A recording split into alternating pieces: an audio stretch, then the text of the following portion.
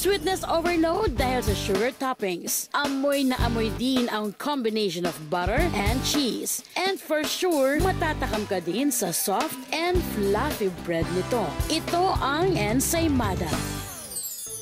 400 taon nang nakalilipas nang magawa ang unang masarap na ensaymada sa mundo. Nagmula ito sa bansang Espanya sa isla ng Mallorca. Hango ang ensaymada sa salitang saing na ang ibig sabihin ay pork lard o mantika ng baboy. Hanggang sa nadala ito ng mga Kastila sa Pilipinas.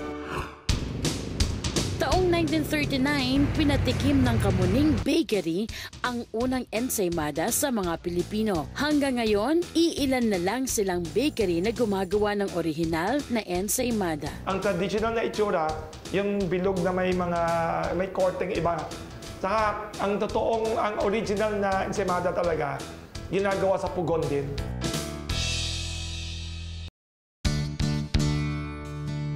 Pero sa pagdaan ng mga taon, nabago at mas pinasarap ang makabagong ensaymada. Isa na dito ang Must Be Mom's ensaymada na mahigit 15 years nang gumagawa ng modern ensaymada. Pinasikat nila ang iba't ibang flavors na pumatok sa mga bread lovers like me. At wala rin silang ginagamit na preservatives sa kanilang ingredients. Mula sa simpleng asukal at margarine, gumawa sila ng yummy cheese flavors. Meron din silang ube at caramel. Sila rin ay may version ng small bites ensaymada na ang tawag ay ensaymaditas. Iba man ang hitsura, pero singsarap pa rin ang lasa.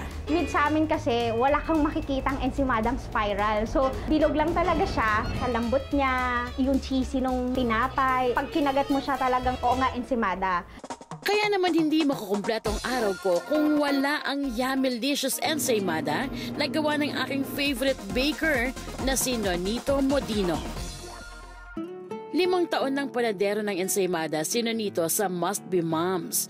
Pero kahit eksperto na akong ituturing, hindi rin daw madali ang kanyang trabaho ha. Minsan nagluluto ng tinapay, nasusunog. Hindi talaga may iwasan yan sa panadero, yan masunugan. Nangyayari yan pag nag-iisa ko, nagmi-mix, tapos may nagluluto, sasabay-sabay. Mula alas 5 ng umaga hanggang alas 3 ng hapon ang regular shift ni Nonito.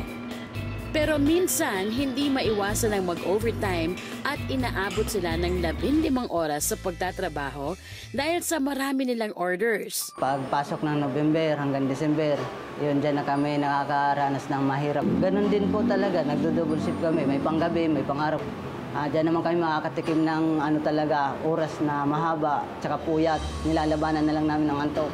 Sa sobrang kailangan talaga ng tao na kahit pa Christmas season na dapat uwi sila sa family nila, parang dinisregard niya. For the sake na, kasi kailangan kami ng kumpanya. Ang lahat ng pagtitiyaga ni Nonito ay para sa kanyang pamilya. 12,000 pesos ang kanyang sweldo kada buwan. At kalahati nito ay pinapadala niya sa kanyang mag-iina sa Bicol. Isang taon, isang beses siya umuwi. Sabi ko, hayaan nyo si tatay nyo kasi nagtatrabaho para man lang sa atin. Mapadala ng aking asawa para din sa budget namin, sa pang-araw-araw, sa mga eskwela ng aking mga anak.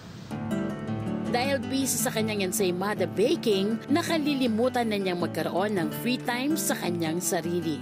Pag di-off ko, sa bahay lang ako para hindi na magastos ang pampadala ko ng pera o kaya mabawasan pa man ang pampadala sa pamilya ko.